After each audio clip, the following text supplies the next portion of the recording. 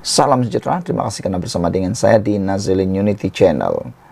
Selepas kalah di PRK-KKB, nampaknya Perikatan Nasional ditimpa tangga lagi. Sudah jatuh ditimpa tangga, sudah kalah tertimpa-timpa tangga lagi. Kesian dan ya begitulah hakikatnya politik. Hari ini engkau seperti kuat, tapi akan datang sudah jadi lemah. Dulu kempen diterima, tema agama, kaum, dan serangan pribadi boleh diterima, sekarang sudah lapuk, tak boleh terima lagi. Kalau dulu tema pecah belah boleh dipakai, sekarang ianya telah pun tak boleh pakai. Dulu tidak panik, sekarang sudah mula panik. Macam mana nak menang kerajaan, macam mana nak menang negeri, kalau isi-isi kempen dulu sudah tidak boleh terima lagi. Nak guna kempen pembangunan pun susah, nak guna kempen-kempen modal politik yang lain pun susah. Jadi Perikatan Nasional nak buat apa lagi? Kempen kali ini, hasutan yang paling besar yang mau digunakan ialah tomahan. Kononnya UMNO dicucuk hidung oleh DAP, sehingga tomahan DAP yang digunakan kononnya boleh menghasilkan kemenangan. Tapi nampaknya ia tertwist, terspin habis apabila disangkakan teknik tomahan UMDAP yang digunakan terbukti tidak menjejaskan semangat jentera UMNO. Disangkakan akar umbi UMNO, penyokong asal UMNO, mau tinggalkan UMNO DAP selepas UMNO DAP digelar sebagai bersebantal sekarang. Akhirnya itu tidak berkesan apabila tomahan tersebut terbukti tidak menjejaskan semangat jentera UMNO. Tomahan dengan melabel UMNO sebagai UMNO DAP tidak sedikit pun menjejaskan semangat jentera pilihan raya parti untuk membantu memenangkan calon PH daripada DAP. Nampaknya sekarang ini sedikit demi sedikit akar umbi UMNO sudah dapat memahami. Bukan menerima sepenuhnya, tetapi sudah memahami. Menerima dan memahami itu berbeza.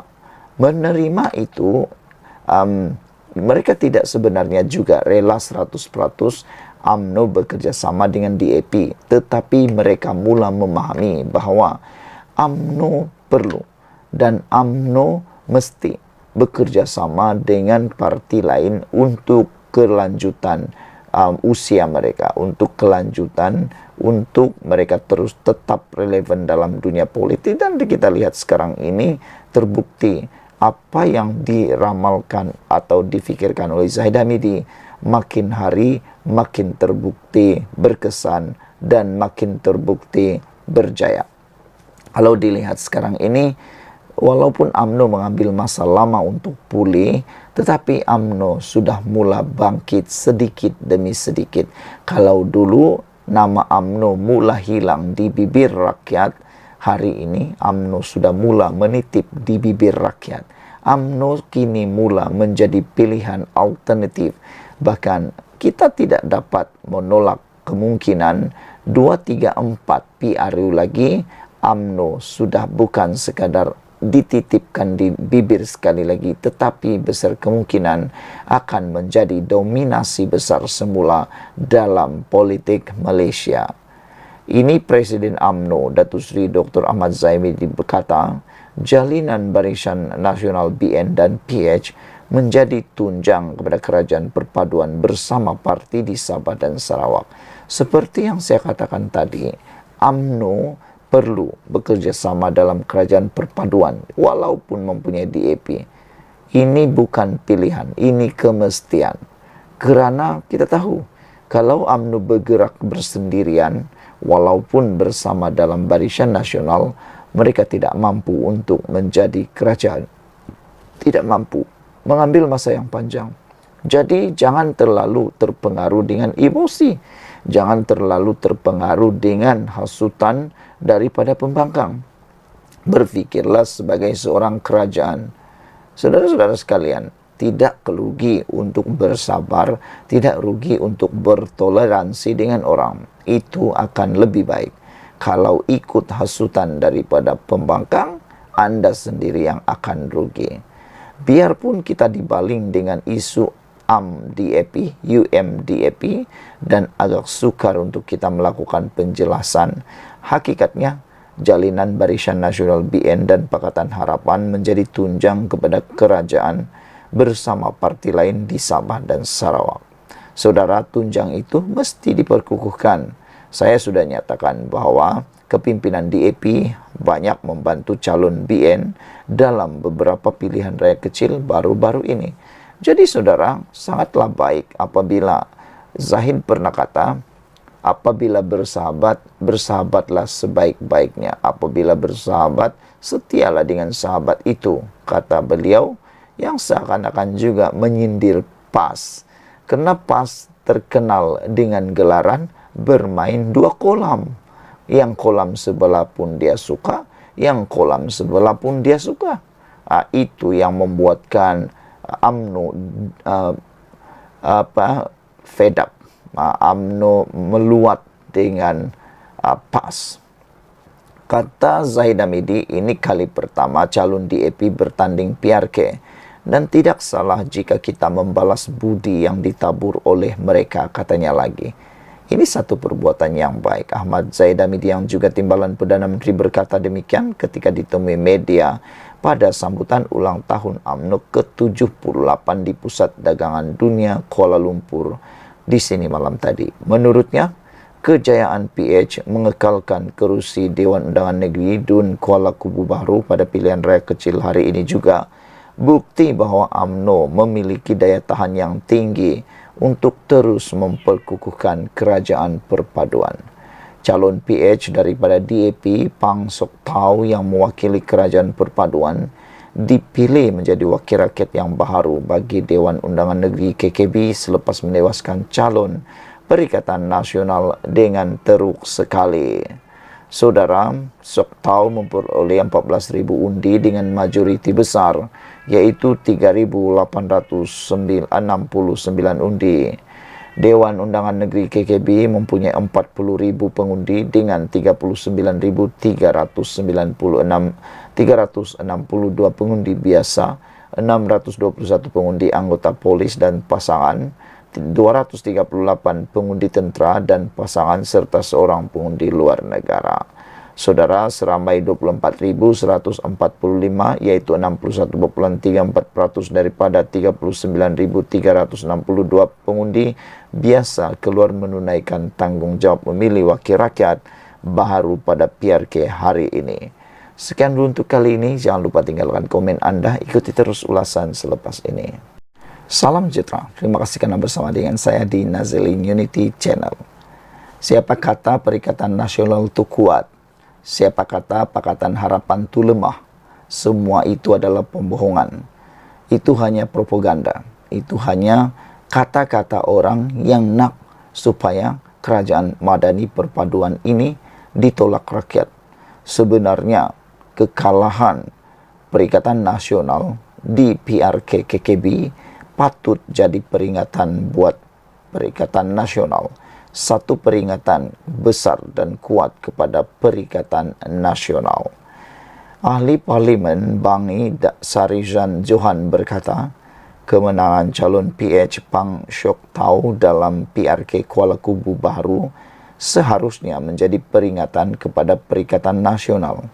Ahli Jawatan Kuasa Eksekutif Pusat DAP itu berkata, kemenangan semalam menunjukkan keyakinan rakyat kepada Kerajaan Selangor, pimpinan Menteri Besar Amiruddin Syari, dan Kerajaan Persekutuan pimpinan Perdana Menteri Anwar Ibrahim di sebelah Perikatan Nasional. Dari awal lagi mereka mengintai peluang kemenangan dengan memainkan isu kaum dan agama. Isu sekolah vernakular, agama dan bangsa calon yang bertanding, dan sentimen Melayu hilang kuasa telah dimainkan oleh pimpinan atau pemimpin PN semasa kempen ini, katanya dalam kenyataan hari ini. Namun demikian, Seperti yang telah dianalisis sebelum ini, isi campaign mereka yang tepu dan lapuk bersoal isu sekolah binokular, agama, bangsa, calon, bahkan sentimen Melayu hilang kuasa, itu telah memakan diri Perikatan Nasional. Karena dalam pilihan raya KKB, mereka lupa itu berlaku di Selangor, bukannya di Terengganu, bukan juga di Kelantan. Jadi saudara, mereka lupa, mereka patut menyerang tata kelola kerajaan negeri, bukannya kerajaan persekutuan. Ini yang diserang bertubi-tubi Anwar Ibrahim. Padahal Anwar Ibrahim ialah Perdana Menteri, bukan Menteri Besar Selangor. Jadi itu kesilapan besar Perikatan Nasional. Semalam PAN menang PRK Kuala Kubu Baru selepas meraih 14.000 undi dengan majoriti 3.869 undi.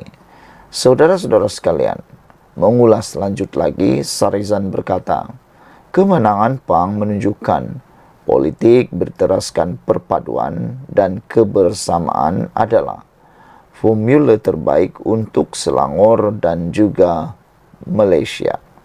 Katanya lagi, kekalahan PN pula membuktikan kempen menggunakan isu kaum dan agama gagal meraih sokongan pengundi di Dewan Undangan Negeri itu.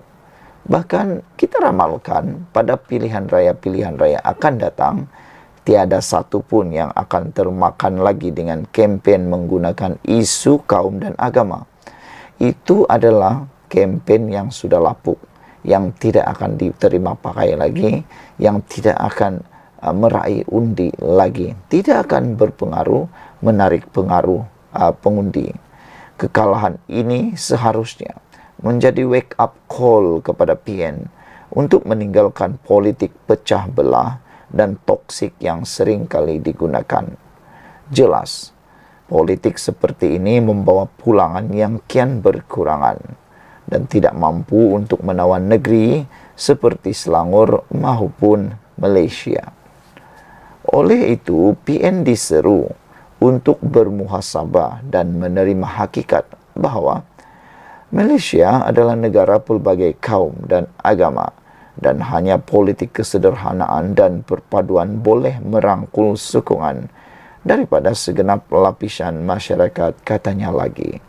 Sekian dulu untuk kali ini. Jangan lupa tinggalkan komen Anda, tekan butang subscribe, dan kita jumpa lagi. Bye-bye. Salam sejahtera. Terima kasih kerana bersama dengan saya di Nazeli Unity Channel. MCA sudah termakan jerat sendiri, kata netizen. MCA kini merasa bagaimana panasnya kesilapan mereka membuat keputusan. Dalam kempen pilihan raya PRK KKB baru-baru ini, MCA dilihat seperti tidak mau turun padang. Bahkan keengganan membantu kempen. Ada yang kata mungkin ada harapan, Pakatan Harapan kalah kerana tiada sokongan MCA. Tetapi sebenarnya sudah diketahui tanpa MCA pun Pakatan Harapan, Kerajaan Perpaduan menang. Oleh sebab itulah, adakah kerana seperti dianaktirikan oleh kepimpinan Barisan Nasional, MCA belum terdesak untuk sertai PN? Persoalan besar ialah, adakah MCA bersedia untuk keluar daripada Barisan Nasional untuk menyertai Perikatan Nasional? Tapi ramai netizen kata, kalau MCA pindah pun tiada masalah, kerana tidak akan membawa apa-apa kerugian kepada kerajaan. Yang rugi sebenarnya nanti ialah kerajaan, yang akan rugi nanti ialah MCA itu sendiri. Kerana MCA sebenarnya seperti yang diketahui tidaklah sekuat seperti dahulu kala. Mereka tidak dapat menyaingi kekuatan dan pengaruh DAP. Kalau MCA keluar daripada Barisan Nasional, UMNO pun tidak ada apa-apa masalah.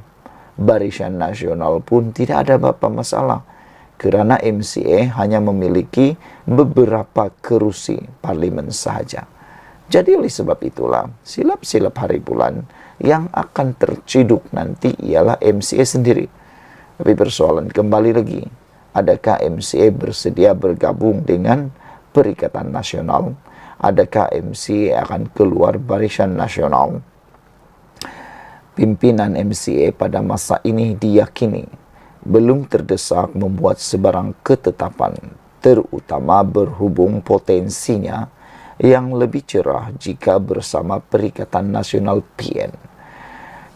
Tetapi pada pendapat saya, kalau MCA menyertai Perikatan Nasional, MCA akan lebih terkubur kerana di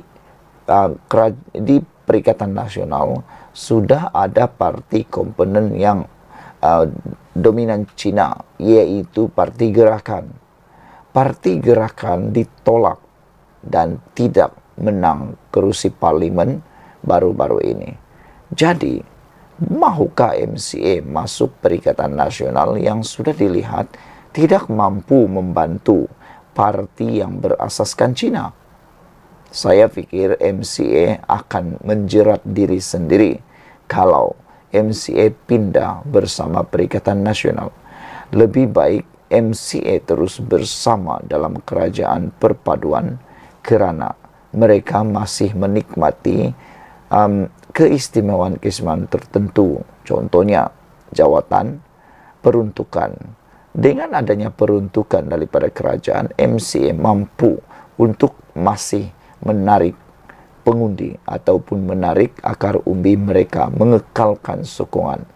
Bayangkan kalau mereka sudah tiba-tiba pindah Perikatan Nasional, mereka tidak akan dapat mengekalkan sokongan, apalagi mau menang.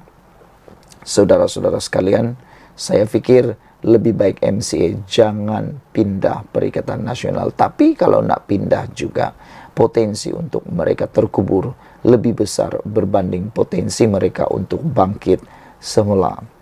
Senator Dewan Negara dan penganalisis politik Datuk Seri T. Lian Ke berkata, jika MCA terburu-buru membuat keputusan pramatang, ia akan mendatangkan implikasi terhadap partinya yang menjadi sebahagian komponen Barisan Nasional BN. Saudara-saudara sekalian, dalam politik emosi perlu dibuang ke tepi. Mungkin agak memalukan mereka tidak berkempen dalam pilihan raya baru-baru ini. Mungkin agak memalukan walaupun tanpa MCA, Parti Perpaduan DAP menang juga. Mungkin itu sesuatu yang memalukan, tetapi ingatlah, dalam politik emosi harus dibuang tepi. Itu sebabnya dalam politik ada istilahnya tiada musuh kekal, tiada kawan berkekalan. Jadi apa-apa boleh berlaku dalam politik, itulah namanya politik. Sebarang keputusan pramatang, kata beliau, atau belum sampai masa, akan mendatangkan implikasi dan perkembangan lanjutan.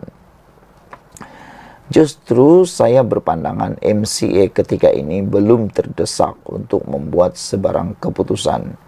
Ya, kerana mereka tertakluk kepada perkembangan politik. Seterusnya, sama ada MCA dipinggirkan atau dianaktirikan oleh kepimpinan Barisan Nasional, atau mereka berdepan keadaan apabila BN masih memupuk semangat inklusif dan konsensus di peringkat kepimpinan, katanya lagi. Sebelum ini, gerakan menyatakan kesediaannya menjalinkan kerjasama semula dengan MCA jika sekutu lamanya itu tidak lagi mahu bersama BN. Presiden Gerakan, Datuk Dr. Dominic Lau Ho Chai, dilaporkan berkata, pihaknya terbuka menerima mana-mana parti berhasrat bekerjasama dengan PN, termasuk MCA, jika mereka boleh menerima ideologi perjuangan gabungan itu. Bagaimanapun, Ketua Penerangan Pemuda MCA, Neo Cho Seng, berkata, partinya akan setia dengan BN, sekaligus menolak cadangan untuk bergabung dengan gerakan sekali lagi. Pada masa sama, beliau mahu Presiden gerakan itu berhenti menyemai perbalahan dalam kalangan parti komponen BN. Inilah satu pemikiran yang sangat terbaik. Tahniah diucapkan kepada Ketua Penerangan Pemuda MCA yang mempunyai pemikiran cukup matang, cukup hebat dan luar biasa. Inilah pemimpin yang dicari-cari, tidak terpengaruh dengan gerakan mahu memecahkan parti itu sendiri. Bayangkan kalau Presiden gerakan yaitu Dominic Cloud terus meniupkan kononnya mahu menerima MCA semula, pasti ada 1-2 orang, 1-2 kerat ahli atau kepimpinan dalam MCA terfikir juga mau bergabung dengan gerakan. Ini akan menyebabkan keretakan terus-menerus. Jadi, gesaan oleh Ketua Penerangan MCA supaya Dominic Cloud berhenti untuk menyemai perbalahan dalam kalangan parti komponen BN adalah satu tindakan yang sangat tepat. Lee Kien yang juga naib Presiden MCA berkata MCA tidak boleh bertanding atas tiket partinya sendiri. Perkara ini dapat dilihat ketika MCA bertanding atas tiketnya pada pilihan rakyat kecil Belakong Selangor pada 2018. Hasilnya parti itu memperoleh hasil yang sangat mengecewakan. Senario politik sekarang ini memang tiada parti dapat bertanding sendiri biarpun di EP, PKR, UMNO atau Bersatu. Mana-mana parti tetap perlu bergabung dengan yang lain. Saudara-saudara sekalian, ini kerana lanskap politik negara kita bukan berteraskan kepada satu parti, tetapi berbilang parti yang memerlukan parti bergabung dengan rakan atau lawan parti lain, mengikut rentak serta tuntutan politik semasa katanya lagi. Menjelaskan lanjut, beliau kata MCA juga selamanya tidak boleh mengharapkan BN sekiranya gabungan itu pada masa akan datang memilih bersama DAP atau jika tiba masanya kerajaan Madani membentuk gabungan baru yang meminggirkan MCA dan MIC. Jika keadaan itu berlaku, MCA perlu membuat keputusan sama ada tenggelam dalam perkembangan politik yang meminggirkan atau mencari sekutu baru. Namun jika BN sudah berkecai atau komponen parti sudah tidak sehaluan, baru MCA perlu membuat keputusan. Kerana MCA bukan parti yang kuat untuk bergerak sendirian katanya lagi. Sekian dulu untuk kali ini. Jangan lupa tinggalkan komen Anda, tekan butang subscribe. Kita jumpa lagi. Bye-bye.